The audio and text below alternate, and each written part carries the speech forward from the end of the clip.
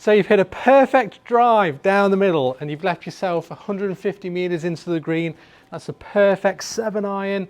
And instead of hitting the iron pure onto the green, we hit that thin shot and the ball goes scuttling along the ground.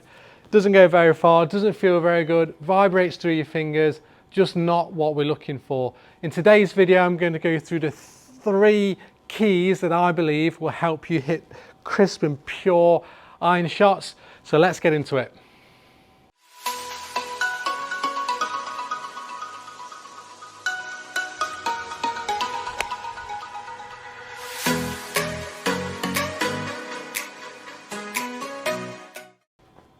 Okay, so key number 1 is ball position. Now it sounds so simple, doesn't it? But it's so important when it comes to striking your irons pure.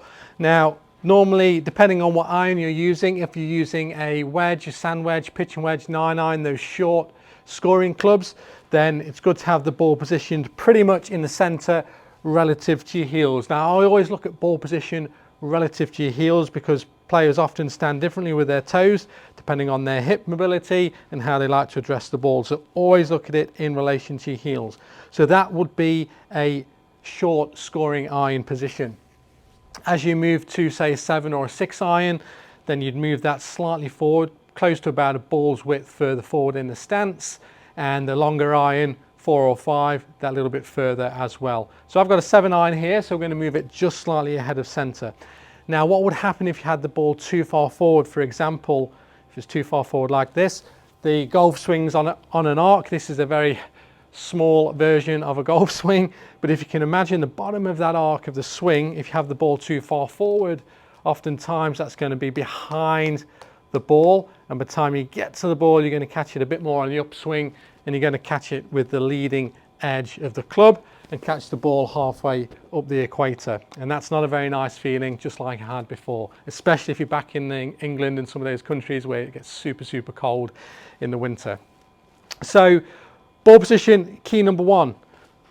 Short scoring irons, pretty much in the center, 7 and 6-iron, about a ball's width forward. And what that's going to do is give you a chance to get the low point of your swing ahead of the golf ball.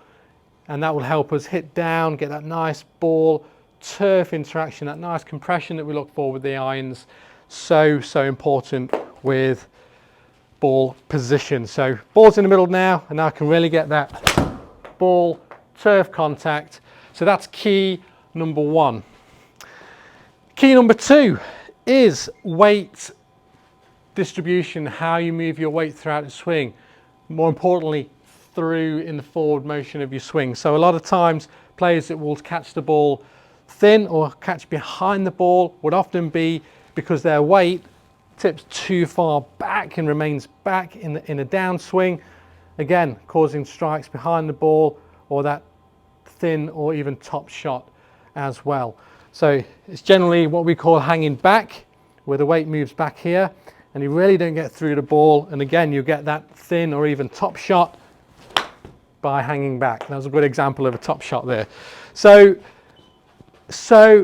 important to get that weight forward in the through swing. So what you want to do, particularly with your irons, is when you get to the top of the swing, you want to feel like you've got more weight shifting onto that lead side. So you feel a bit of pressure moving into that lead foot, into this side, and what that's going to do is get you moving and get your lower half moving more towards or ahead of the ball, which will get the low point ahead of the ball as well. So I'll just demonstrate that one there. So in the backswing, just note that we don't want to move off the ball with the irons.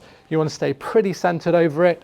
And then in the downswing, we're going to move forward, push off the ground and move our weight this way. Belt buckle then facing the target, our body nicely over our lead foot, and that ensures that we get the weight moving forward. So here we go.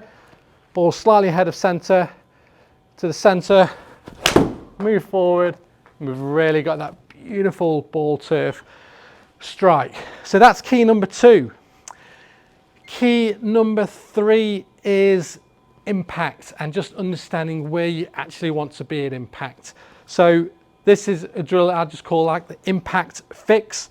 So what I want you to do is firstly just preset yourself in impact. Now sometimes I don't even mind an iron player, with the irons, to have the hands slightly ahead of the ball anyway, because that's going to encourage that nice shaft lean at impact. But when you're doing this particular drill, impact would look more like this. So our body would be moving slightly left towards the target, that it's bumped across, hips rotating slightly, but more importantly those hands are leading or ahead of the golf ball. So you get this lovely straight line here down to the ball, where your hands are pretty much opposite your lead thigh. And what that's going to do, it's also going to deal off the club. It's going to get the ball to hit more in that fourth or fifth groove. It's going to give you a low penetrating flight. It's going to help you hit the ball, then the turf after. It's going to feel fantastic.